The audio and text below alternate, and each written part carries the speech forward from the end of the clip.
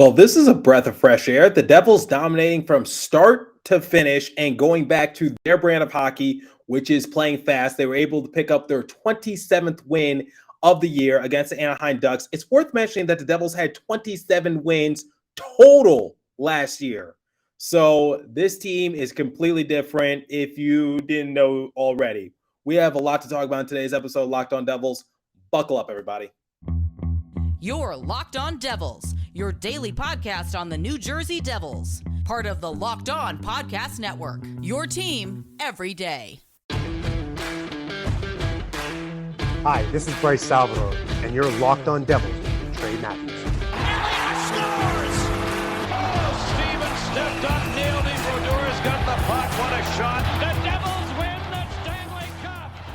Alrighty now, what is up, New Jersey? Welcome back to the Locked On Devils podcast here on the Locked On Network. I'm your host, college hockey play-by-play announcer, Devils writer for Pucks and Pitchforks, and also part-time credentialed media member Trey Matthews. So, as you can see, I'm not in my normal studio. Locked On Devils is on the go. I have some business to take care of over the weekend. Currently hunkering down in Erie, Pennsylvania, because I'm actually going to be calling my first ever OHL game on MLK Day when the Erie Otters take on the Mississauga Steelheads. I shared that news on my social media. I'm not sure if I shared it on the show. It's worth mentioning that I'm going to become only the second African-American to announce a Canadian Hockey League game in its 40-plus year history. So I am incredibly honored to be given this task. It's going to be a lot of fun, and I'm looking forward to it. But the show must go on. And like I said, Locked On Devils is on the go. So what are we going to be talking about in today's episode? We're going to talk about the Devils' dominant win over the Anaheim Ducks, because I was reminiscing over our 13-game heater because the Devils were able to thrash the Anaheim Ducks by a score of 6-2. Now, obviously, the Ducks aren't really that good of a team this year, so I didn't really have that many concerns going into the matchup, with all due respect, but digressing a little bit. So that's what we're going to talk about in segment one. I'm going to give you guys the overall recap, my initial thoughts to the matchup, and then we're going to talk about Jesper Bratt and his chances to make the All-Star game. And like I do to close out every post-game recap, I'm going to compare the stats and give a letter grade for the Devils. So let's start with the recap. So I kind of gave you guys my opinion going into the matchup already, which was I wasn't too concerned when playing the Anaheim Ducks. But when I was looking at the Metropolitan Division, I was stunned once again to see how tight it was, because the New York Rangers are currently on a 2-game win streak, and going into this matchup for the Devils, they were tied for second with the Rangers with 55 points. So I'm just like, okay, if the Devils don't win in this matchup against the Ducks, I'm really going to be frustrated, because, like I said, this is a winnable game for them. And when looking at the Metro, the Devils are starting to break away just a little bit. Now they just got to get rid of those pesky Rangers, because they're 5 points ahead of the Washington Capitals, and they're also building a nice distance from the Pittsburgh Penguins. So currently they are 9 points ahead of them. So I think the Devils, for right now, are in the clear if they can avoid another, lengthy losing streak like they did in December. So avoid playing that brand of hockey. And like many personalities that's come onto the show within recent months, they've just said that the Devils, all they have to do is just play 500 hockey from here on out if they want to solidify themselves a playoff spot. So winning against these types of games against the Anaheim Ducks, I know you guys might not view it as a big deal, but these points do start to add up. So once again, since the Devils lost so many winnable games before they hit a tough part of their schedule in December, hopefully that doesn't come back to bite them, but they're on the right track for right now. So this was the best start that I've seen the Devils get off to a hockey game in a good while. So like I said, I was reminiscing over that 13-game win streak, because they were able to score 4 unanswered goals. So the previous few wins for them against the Carolina Hurricanes and against the New York Rangers, I was just talking about how slow of a start that they got off to, which is they kind of put themselves behind the 8 ball a little bit. They had to play a game of catch up. Even in that game against the Detroit Red Wings, a game in which they were able to run the Detroit Red Wings out of their own building, they didn't really have that good of a first period, but I believe that first period ended in a deadlock 0-piece. But I said, since they were going to play the St. Louis Blues the very next day, I think they were just taking it a little easy. They didn't want to use up all their energy. So I think that was the overall mindset. But long story short version, the last few wins for the Devils, they get off to slow starts, but they're able to mount a comeback. So it was kind of a breath of fresh air to see them actually dominate from start to finish. Now, The Anaheim Ducks did give them a run for their money in period number 2, but I wasn't really concerned at all just because I'm like, okay, look, I don't care if the Anaheim Ducks score 3 unanswered goals. I still know the Devils are going to win because no way they're going to let the Anaheim Ducks upset them in this sort of fashion. It's also worth mentioning going into the game, the Devils were 7-0-0 when facing Pacific teams. So in terms of the Pacific Division, the Devils have handled themselves quite nicely. So I don't believe the Anaheim Ducks were going to hand them their first loss against a Pacific team this year. But like I said, the Anaheim Ducks, they didn't go down quietly despite what the scoreboard says. So Carrick got into it with Smith. I think Smith at first was willing to fight, but then he was just realizing like, wait, why am I fighting you? I'm up ahead. Like, I'm just giving you some sort of boost. I'm giving your team some sort of energy, but it was a pretty deadlock fight. I wasn't really impressed by it. Both got a few good licks in, so nothing to really write home about. But Vetrano got into it with Siegenthaler to close out period number 2. So I think Vetrano was just looking for somebody to fight. He didn't care who it was. So I saw Jonas Siegenthaler just get a little aggressive towards the end of period number 2, but it was out of retaliation because it was sort of like a tick for tack kind of situation between the Ducks and Siegenthaler, because Siegenthaler got hit from behind or just a little tap from behind, and Siegenthaler did the same thing. And then all of a sudden, words were being exchanged towards the end of period number 2. And I think I saw Hischier get into it just a little bit. And we all know Hischier's not really much of a fighter. So love the chippiness from both teams. I think the Ducks were just looking for some sort of momentum. And then this game really should be like 7-1, because one of my favorite sayings on this show is that the irony isn't lost. And Henrique, the former New Jersey Devil, was able to score in this game, and he was able to catch Vanecek napping just a little bit, like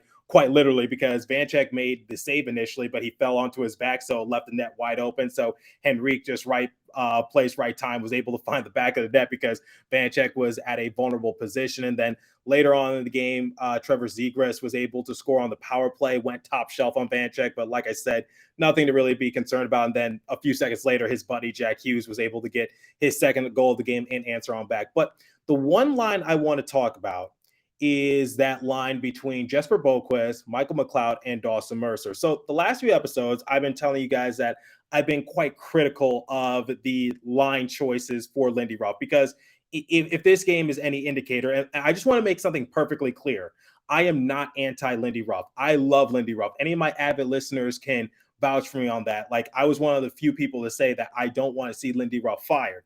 I just don't agree with some of his line choices. And it's just a few things. So it's just like 2 things I don't agree with Lindy Ruff and his overall mindset in that sort of aspect. So just because I don't agree with him on 1 or 2 things doesn't make me anti-Lindy Ruff. I think he is the perfect coach for right now with what the Devils are trying to accomplish. Now, I'm a little on the fence when it comes to Lindy Ruff and his overall future with the Devils, because I'm not sure if he's going to want to retire or if he's going to want to extend, but we'll worry about that when we get to that sort of obstacle once the season ends. But anyway, in terms of putting Mercer on the 4th line, I think I understand what he's trying to do. Now, Mercer was able to get the primary assist on Dougie Hamilton's goal, but albeit Dougie Hamilton was just being relentless on the rebound and was able to get it past Gibson. But digressing a little bit, I think I know what he's trying to do. He's just trying to, get more depth up and down his lineup. So I don't, and he did say during his post-game press conference after the Carolina Hurricanes game that he put Boquist, McLeod, and Mercer on the same line by complete accident. That was his explanation, and I guess it was a good accident because Mercer was able to score in that game. Boquist was also able to score, so he decided to stick with it. If it ain't broke, don't fix it. But my thing is, I feel like Mercer has so much untapped potential, and I think you need to put him into a better position to reach that potential, because going into the game, he had 10 goals, 15 assists for a grand total of 25 points and a plus-minus of +6. So once again, I don't want to go into that tangent once again, because I think I've touched on it just enough.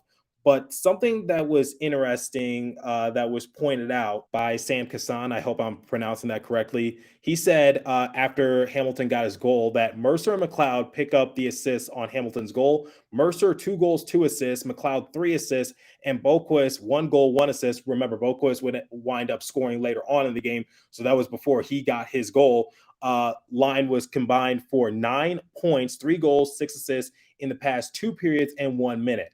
So that line is putting up some decent production, and I can't deny that. So it's working, I guess. But like I said, I just from my vantage point, I think from a lot of other people's vantage point, it's more of just Dawson Mercer and his untapped potential and what can he potentially do if given a bigger role. So I think I understand what Lindy Ruff is just trying to do. He's just trying to help with the overall depth. And like I said, for Dawson Mercer, we just expect top 6 production from him because that's what we drafted him for. And sometimes you see that razzle dazzle similar to what you see from Jack Hughes. But at the end of the day, it's working for right now. But the overall thought process for the Devils is that they got back to their brand of hockey, which is just playing fast. So it's worth mentioning that ESPN put up this interesting fact that 36% of the Devils' scored goals this season come off the rush, which leads the entire NHL. And Bill Spalding actually pointed out that the Devils have scored 31 goals over the last 7 games. So that's about 4.5 goals per game. And the Devils, once again, continue to dominate on the road because they are the first in NHL history to win 16 of their 19 road games. So they just play better away from the Prudential Center. I don't know how they do it, but that's going to come crucial come playoff time. Now they just got to match it when they come home because that's also going to be important for them. It's also worth mentioning that Jack Hughes is currently tied with Connor McDavid for most goals since November 25th. So he has 21 goals in 22 game appearances. So Jack Hughes continues to just impress as he was able to score twice in this matchup. Jesper Bratt was able to score twice, and Jesper Bratt was my player of the game because I think this was a statement game for him because obviously with the All-Star vote now given into the power of the fans, because some players like Jack Hughes are already locked into the All-Star game. Now the fans get to vote the rest of the field, and Jesper Bratt is trying to join Jack Hughes and possibly Nico Hischier in South Florida. So that's what we're going to talk about in segment 2. Does Jesper Bratt deserve a bid for the All-Star game? So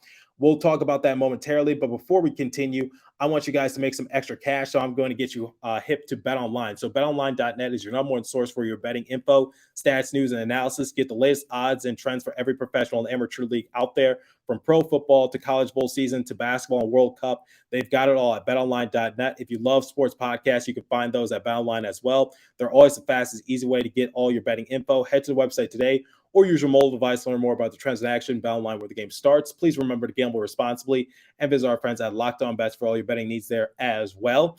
And now I want you guys to start eating happier and healthier. So let me tell you about Built Bar because I know some of your New Year's resolutions is to, in fact, lose some weight. So what makes Built Bar so good? Well, for starters, they're covered in 100% real chocolate. That's right, real chocolate. They come in unbelievable flavors like churro, peanut butter brownie, and coconut almond. I'm not sure how Built Bar does it, but somehow, some way, they only contain 130 calories and 4 grams of sugar with a whopping 17 grams of protein. And if you don't want to wait around to get a box for years, I've been saying order your Built Bars at Built.com. Now you can get them at your local Walmart or Sam's Club. That's right. Head to the nearest Walmart today, walk up to the pharmacy section, and grab yourself a box of Built Bars.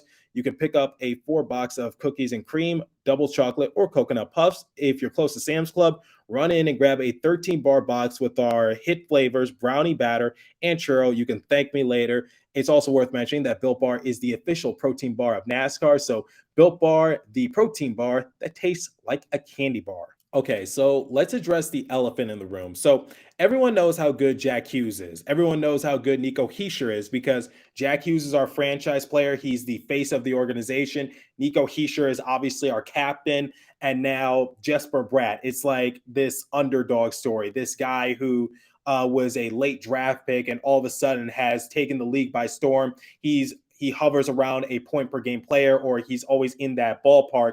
And he was able to score twice in this game against the Anaheim Ducks. And this was big for him because, like I said before the break, Jesper Bratt is trying to join Jack Hughes and possibly Nico Hischier in South Florida. And players like Jack Hughes are already heading down to South Florida for the All-Star game. And now it's up to the fans to vote in Jesper Bratt or Nico Hischier, whether it's on NHL.com or Twitter. And obviously, Jesper Bratt has a big following, thanks mostly to the Bratt Pack. But I'm here to discuss, does he legitimately deserve to be given an all-star bid. So the thing is, we know how good Jesper Bratt is for the New Jersey Devils, but how well does he compare to the rest of the field? Because when you're an all-star, that means you're best of the best. You're one of the best players in the NHL. And yes, it could sometimes be a popularity contest, but at the same time, usually when someone's an all-star, there's a justifiable reason for them to be an all-star. So going into this matchup, Jesper Bratt had 15 goals, 25 assists for a grand total of 40 points with a plus minus of plus 13. Now, there was an article released on the Hockey Writers thanks to Eric Johnson. And Eric basically gave his reasoning as to why maybe Jesper Bratt should be in consideration, but it might be a little unlikely. And I'm going to give you guys a snippet of that article, and I'm also going to provide my insights. So here's what Eric said on the Hockey Writers. He said, there's a lot to like about Jesper Bratt's season so far. His average ice time is up, now averaging 1734 per game. His 205 shot attempts are second to last year's breakout campaign. His Corsi for percentage is 66.6, which is actually higher than last season. Furthermore, he's averaging 0.98 points per game, eclipsing his career best from last year. However, there's still some doubts in regard to the six-year winger. Of his 15 goals, 14 scored at even strength, and of his 205 shot attempts, 100 were blocked or missed. To help Bratt's argument, the Metropolitan Division leading Carolina Hurricanes' Andrei Svechnikov has already been selected for the All-Star Game and is having a weaker season statistically than Bratt, with 34 points in 41 games and only 173 shot attempts in the same number of games. He also only has 0.83 point per game average, over a full tenth less than Bratt. It will be tough for Bratt to make his case for the All-Star Game nomination, but he is deserving given his solid start to the season. So I'm going to add on to that because I think another thing that could help Jesper Bratt is his overall narrative, because when it comes to award races or maybe All-Star Game voting, people love a good story. And I think Jesper Bratt can definitely make a case in that sort of aspect, because during the course of the offseason, what was one of the biggest talking points? It was whether or not Jesper Bratt was going to sign long-term with the Devils. He left his agent up to the negotiating process. Obviously, you see people like Brock Besser get paid. You see people like Kevin Fiala get paid. So Jesper Bratt was trying to get similar money, but New Jersey was holding out on it. And as a result, right before the arbitration hearing was to take place, Jesper Bratt signs a one-year extension because he's betting on himself. So to open up the year, he had an 11-game point streak. And if you guys recall, the Devils dropped their first two games of the year. Then they went on a 3-game win streak, and then they lost to the Washington Capitals. And then after that, they went on a 13-game win streak. So during that span, during Jesper Bratt's 11-game point streak, he was contributing to basically the spark that would set ablaze of the Devils' successful season. So at the beginning of the year, we were talking mostly about Jesper Bratt. Then as a few weeks went by, we talked about Nico Hischier. And then in late November, after Jack Hughes got his hat trick against the Washington Capitals, that's when Jack Hughes started to take off, and he took his game a couple steps higher. So the Baby Big Three got their respective talking points. They shared the spotlight equally, and now Jack Hughes is just off and running with it. That's why he's already in the All-Star game. But for Jesper Bratt, my thing is, yes, the advanced analytics might help him in that sort of way. But when talking about just like his overall stats, yes, people are going to say like he's not really one of the best NHL players, regardless of what Twitter says. But I still think he has a legitimate case because, like I said, he's a point per game player. He's one of the reasons why the Devils went on a 13-game win streak. If he's not on the roster, then do the Devils have their same amount of success? Probably not. So while he might be the he might be the odd man out when talking about the big three of Nico Hischier, Jack Hughes, and himself, Jesper Bratt is still vital to the New Jersey Devils. And the Devils are right now, if all goes well, like if they continue to play 500 hockey, they're going to see themselves back into the playoffs. And each of the Baby Big Three shares a part in it. So Nico Hischier, he's the leader. He comes up clutch. Jack Hughes is a franchise player. He's the best player. He's the face of the organization. But Jesper Bratt is that contributor that's been helping in that sort of way too. So my thing is the New Jersey Devils, I think they're still one of the best teams in the NHL. So I don't think there's any reason why their three best players, and maybe even Dougie Hamilton, you can also make a case for him as well because he's been having a silently good year as well. But this is more about Jesper Bratt. you can make a case for all three of them to make the All-Star game. Obviously, Jack Hughes is done already, but Nico Hischier and Jesper Bratt definitely deserve to join Jack Hughes in South Florida. But my thing is, like, is it likely that Jesper Bratt can make the All-Star team? Probably not, just because he's a little bit of a streaky player, and we would have to rely too much on the advanced analytics to get him there. But at the same time, when you look at the narrative, when you look at what happened during the course of the offseason, when you look at the success that the Devils have been having this year, I think you still have a legitimate case to send Jesper Bratt to the All-Star game. And I think this win against the Anaheim Ducks, especially him scoring 2 goals on ESPN, so I guess you could consider it national television. I know it's ESPN Plus, but still, I think that was a statement for Jesper Bratt to show everyone that he is capable of doing so. And thank God we have people like the Bratt Pack to basically help with the voting a little bit, so that way Jesper Bratt can come out of the shadows and just become a little bit more mainstream, if that's a good example. So Jesper Bratt definitely deserves to be in the running for the All-Star game. I don't know if he's going to make it or not, because there are people in front of him that are better, but I think he has a legitimate case, and I think he definitely should, and he definitely has the fan base to help him in that regard. So Jesper Bratt to the All-Star game might seem like a launch shot, but it's still plausible. Okay, this game was jam-packed for the New Jersey Devils as they came away with the 6-2 victory against the Anaheim Ducks. Now, I know it's against the Ducks, they're not all that good, but like I said at the beginning of the episode, the Devils were tied with the New York Rangers for second most amount of points in the Metro with 55. So Devils kind of had some extra pressure to come out away with the win, but since the Ducks aren't really a good team, and since the Devils always do well on the road, I wasn't too concerned, but this was the most dominant I've seen the Devils in a good while, and they got off to a good start and they finished strong as well. So Trevor Zegras, when he scored the second goal for the Anaheim Ducks, Jack Hughes was able to answer on back just a few seconds later, and it was just overall a great effort from the Devils and just great contribution up and down the line. And speaking of which, I wish Yegor Sharangovich could have scored in this game, because we definitely could have used his contribution. But anyway, shots on goal differential, 39-33 in favor of the Devils. Face-off percentage, 58% to 42% in favor of the Devils. Power play, Devils were 1 for 2. Ducks were 1 for 4. Hits, 22-21 in favor of the Devils. Blocks, 13-7 in favor of the Devils. Giveaways, Ducks led that department, 12-7. So if I had to give this game a rating, I will give the Devils an A. I'll give them a solid A.